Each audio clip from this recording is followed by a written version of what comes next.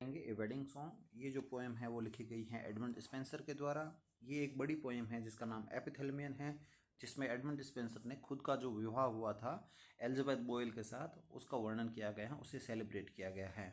ये अपने सिलेबस में इंक्लूडेड हैं। कंप्लीट पोएम तो नहीं है, उसके कुछ एक स्टैंजा हैं और उन स्टैंजास को हम पढ़ेंगे इस वीडियो में और आगे आने वाले कुछ एक और वीडियोज़ में part by part.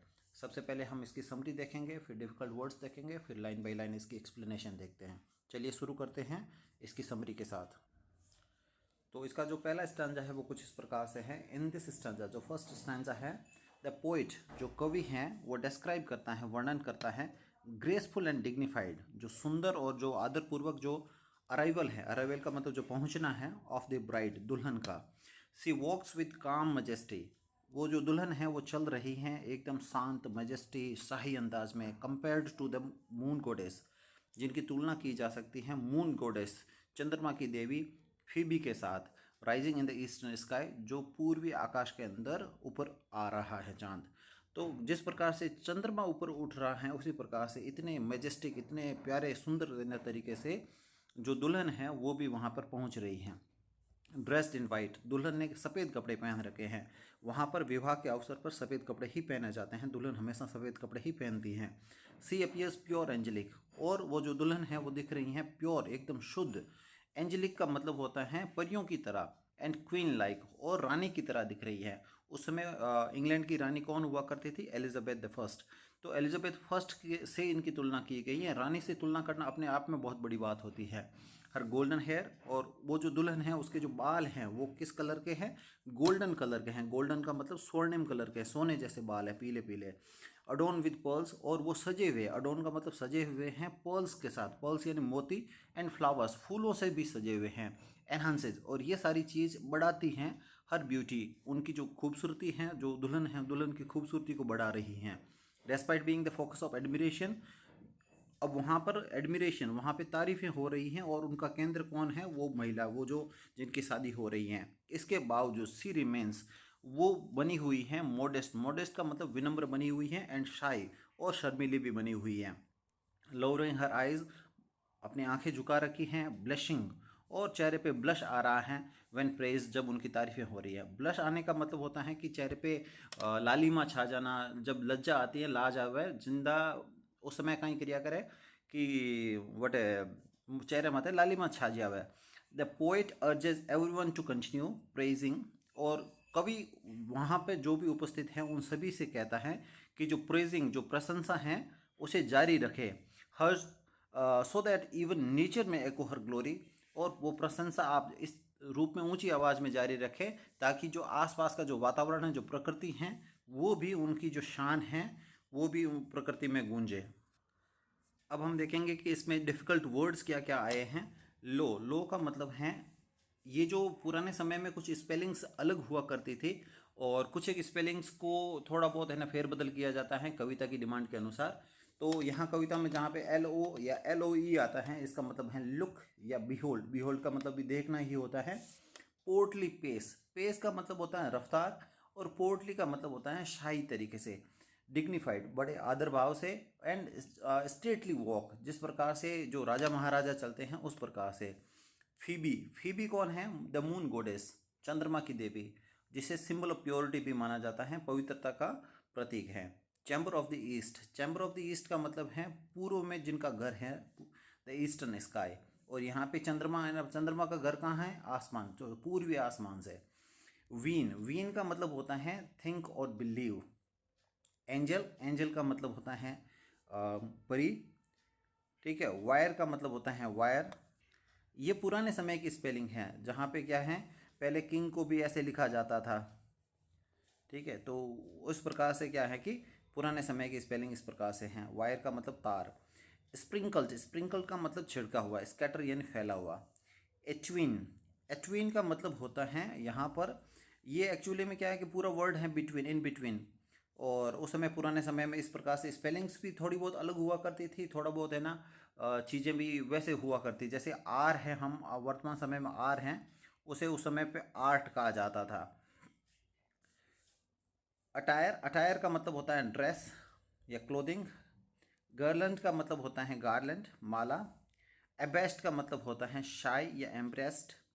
Countenance, countenance का मतलब होता है चेहरे, चेहरे की जो एक्सप्रेशन है, हाव भाव हैं, उनके लिए काम में लिया जाता है। ठीक है। नंदलेस का मतलब है नेवरदलेस।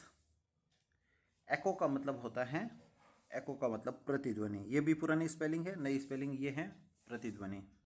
देखते हैं ये जो पोएम है इसके फर्स्ट स्टैंजा की लाइन बाय लाइन क्या समरी है, क्या एक्सप्लेनेशन है। Lo where she comes along with portly pace. देखो जहाँ से वो आ रही हैं, सी कम्स दुल्हन है आ रही हैं, अलोंग विद पोर्टली पेस शाही रफ्तार के साथ, धीरे धीरे धीरे धीरे। लाइक फीबी, जिस प्रकार से फीबी आती है, फीबी कौन, चंद्रमा की देवी, from her chamber of the east. Chamber of the east यानी चैम्बर का मतलब अपने रूम से, घर से, और चंद्रमा का घर क्या है, आसमान। पूर्वी आसमान से जिस प्रकार से चंद्रमा की देवी आ रही है उस प्रकार से दुल्हन आ रही है। अराइजिंग फोर्थ, अराइजिंग फोर्थ का मतलब ऊपर उठ रही है, आगे बढ़ रही है। उसी प्रकार से दुल्हन भी आगे बढ़ रही है, ठीक उसी प्रकार से जिस प्रकार से फीबी बढ़ रही है। To run her mighty race, ताकि वो अपनी माइटी रेस को दौड़ सके, यानी जो अपना जो काम है वो कर सके, जहाँ तक उसे जाना है वहाँ वो जा सके। क्लैड ऑल इन वाइट, और क्लैड का मतलब पहने हुए हैं, ऑल इन वाइट सारे सफ़ेद कपड़े पहन रखे हैं उसने। दुल्हन हमेशा वहाँ पर सफ़ेद कपड़े ही पहनती हैं। That seems a virgin best, और इन सफ़ेद कपड़ों में एक वर्जिन, एक कुंवारी कन्या बहुत अच्छी दिखती है। So well it her beseems that you would ween some angel she had been, और वो इतनी अच्छी दिख रही हैं कि आप सोचेंगे कि वो कोई परी है।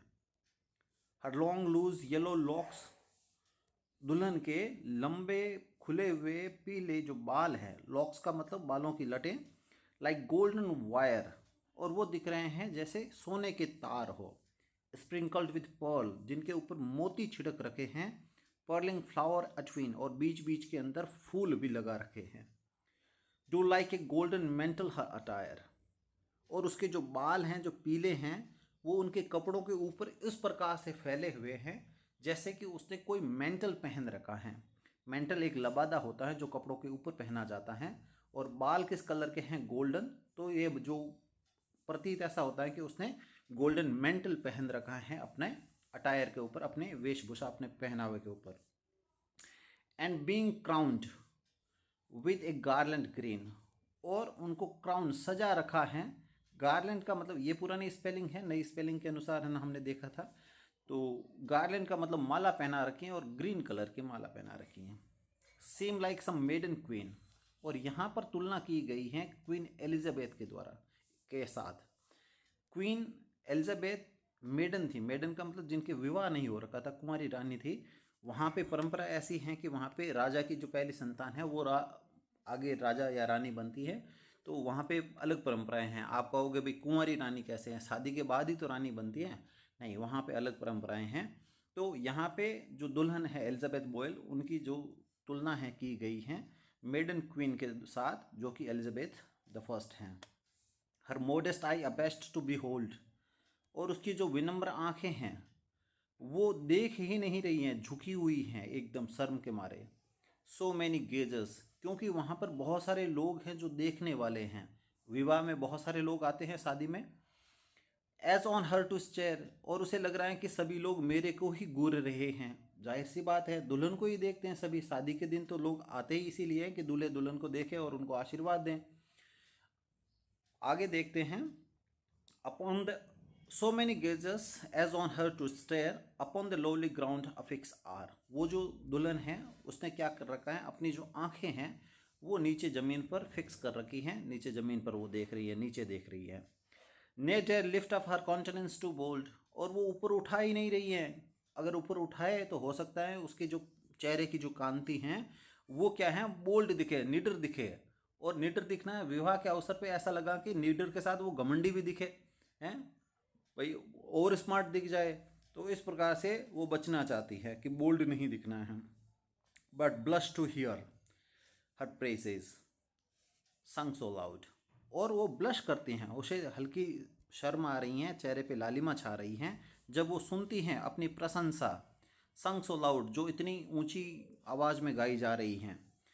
सो फार फ्रॉम बीइंग प्राउड। और ये जो दुल्हन का जो हाव भाव हैं ये बहुत दूर हैं घमंडी होने से। भाई आपके बारे में प्रशंसा की जाए और आप अहंकार से तने रहो, तब आपका जो व्यवहार है वो ऐसा लगता है कि ये घमंडी व्यवहार है।